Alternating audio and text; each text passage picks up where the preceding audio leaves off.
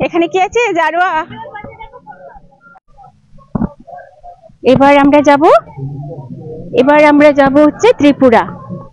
এই যে ত্রিপুরায় কি আছে চলো দেখি। এই দেখো সবাই হাঁটতে হাঁটতে ক্লান্ত হয়ে বসে পড়েছে। চলো দেখি ত্রিপুরাতে কি আছে। ত্রিপুরার কারিগররা চমৎকার হস্তশিল্প তৈরিতে অত্যন্ত দক্ষ। রাজ্যের বিভিন্ন জাতিগোষ্ঠী বাঁশ এবং বেতের কাজে নিখুঁত। ত্রিপুরার জমিতে প্রচুর বাঁশ আর বেত উৎপন্ন হয়, সেই জন্য বিভিন্ন ধরনের হস্তশিল্প যেমন চেয়ার, টেবিল, মাদুর, টুপি, ব্যাগ, হাতপাখা, পাত্র ইত্যাদি তৈরিতে ব্যবহৃত হয়। এই টেকসই জিনিসপত্র বিভিন্ন দেশে রপ্তানি করা হয়, যেখানে প্রচুর চাহিদা রয়েছে। এবারে যাই, চলো এবার কি আছে দেখি। কি আছে এবার আছে আন্দামান। আরে প্রথম এটা কি শেষ নাকি আন্দামানটা? এই দেখো আন্দামানে কি আছে দেখে নিই তাহলে। এখানে কি আছে জারোয়া, দেখি কি আছে। মামা দেখে নে, ওইখানে গিয়ে দেখবো আবার ভালো করে। বল আন্দামান এটা আবার ওখানে গিয়ে ভালো করে দেখবো। চল এখানে দেখে নে একটু কি কি ওরা ব্যবহার করে। ওই দেখ এখানে এরা কাজ করছে, দেখ এগুলো সব বানাচ্ছে।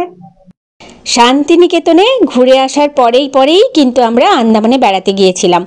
সেই সব ভিডিওগুলো কিন্তু আসতে চলেছে, আর সেই ভিডিওগুলোতেই কিন্তু আন্দামান আর নিকোবর নিয়ে কথা বলবো। এখন আর কিছু বলছি না। সৃজনী শিল্পগ্রাম আমরা ঘুরছি, আর এবার আমরা চলে এসেছি নিকোবরে চলে এসেছি। এই দেখো নিকোবরে, আর এখানে দেখো কাকা গান করছে, কি সুন্দর গান করছে, শুনতে পাচ্ছ তো আমরা সবাই?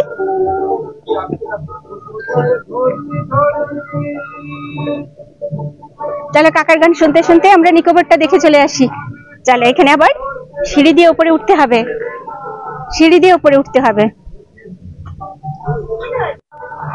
চলো নিকোবরটা আমরা কাকার গান শুনতে শুনতে দেখে ফেলি। এই দেখো কাকা কি সুন্দর গান করছে। এখানে জুতো পরে ঢোকা যাচ্ছে? এই দেখো নিকোবর।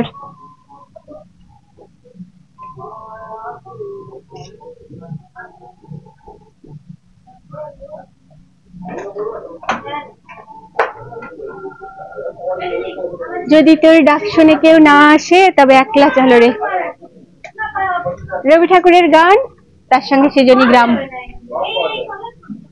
কি সুন্দর, দেখো কি সুন্দর।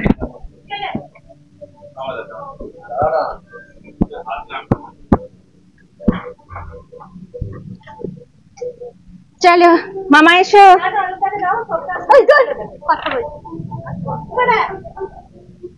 নামতে হবে এবার আমাদের আবার সিঁড়ি দিয়ে, কাঠের সিঁড়ি। কি সুন্দর বলে দেখি। আর ওই দেখো ফাঁক দিয়ে কাকাকে দেখা যাচ্ছে, গান করছে। যদি তোর ডাক শুনে কেউ না আসে তবে একলা চলো রে,